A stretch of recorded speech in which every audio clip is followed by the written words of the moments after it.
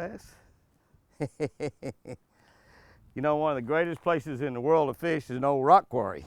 If you can find one and get permission to fish on one. I've got a buddy in Missouri, Steve Tong, who has a quarry or two, and he lets me come and go fishing.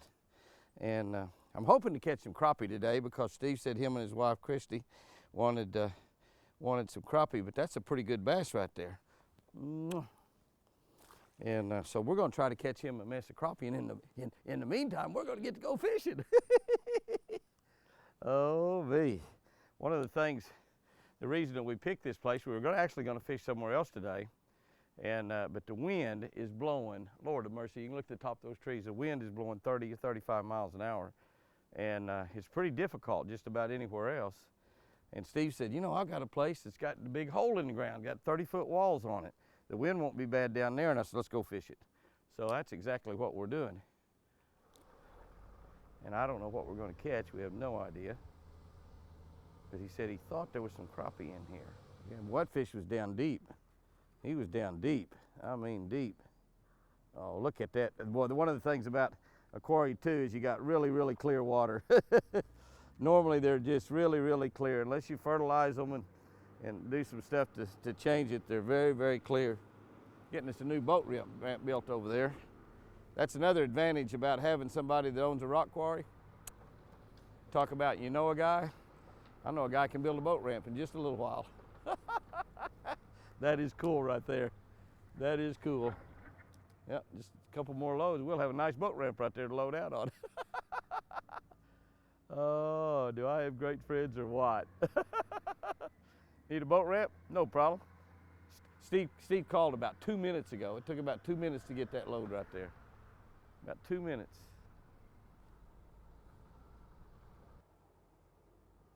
Another bass. Our crappie fishing has turned into bass fishing. Turned into bass fishing. Well, he ate that Roadrunner. I mean, he ate that thing. I mean, pure ate it. One of the things about fishing a rock quarry is the structure is pretty simple. You're looking at all of it. Out in the middle of these things, I don't know really how deep it is. It's 18 feet right now, and my front of my boat is just not even a full cast away from the bank, like a half a cast away from the boat, and it's 18 feet. So the walls are just like you see them. You know, you get a little area like this, you know, this is a pretty good type area right here because it's a little bit shallower up there, closer to the bank in places, but a lot of it's just sheer walls like what we fished so far. And when you fish the sheer wall like that, you just want to throw that Roadrunner out there and let it fall, let it fall, let it fall. Hits the bottom, move it a little bit, and let it fall again. And of course, you know, you can't fish this bait wrong as long as you fish it slow, or to be correct in your English, slowly. But this is one of those places for sure where you just don't want to turn your reel handle very much. Let it fall all the way to hit the bottom. Very, very seldom will you get hung up and lose a bait in one of these type places. Let it fall all the way to the bottom. There we go. Well, so much for a crappie fishing day. Yeah, so much for a crappie fishing day. Looks like bass fish, bass after bass after bass after bass. There's probably, to be honest with you, check, make sure there's a girl before I give her a kiss. Probably a little bit too many small bass in here. There ought to be some real giant bass in here too. We quite likely might get a hold of something that's like 5, 6, 7, 8 pounds.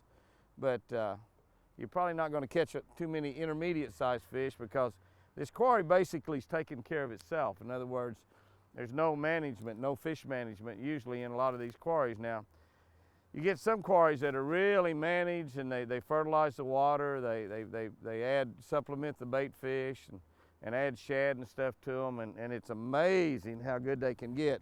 They do a reclamation project on them, and when they do, they can turn into amazing, amazing fisheries. But a quarry that's taking care of itself will probably have a huge amount of fish in it. And these are tough conditions fishing this really, really clear water. Now we got a little cloud cover today, so that's good. And obviously we got a world of wind, but the wind's not affecting it much down here.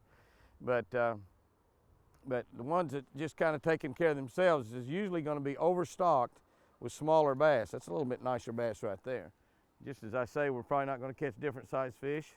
we catch a pretty nice one. We catch a pretty nice one.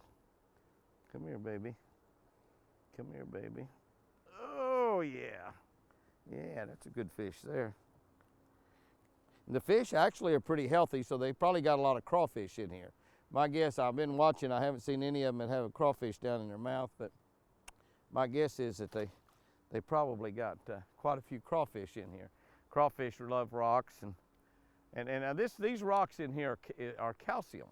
So that's the kind of rocks that you're looking at. This is the kind of rocks that they make Alka-Seltzer with, as an example. It's the kind of rocks that they put in your kitty litter. It's the kind of rocks that they use in a lot of cattle feed and stuff. This is calcium, is what you're looking at. Almost just pure calcium. Be good for you, just chew up a rock and eat it. Not good for your teeth, but you know. But they grind this down into all different sizes and powders and stuff, and they use it in a myriad of things, you know, myriad of food products, animal products.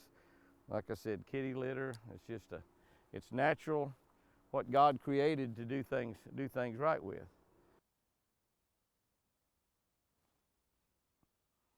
Oh, that's a pretty nice fish there.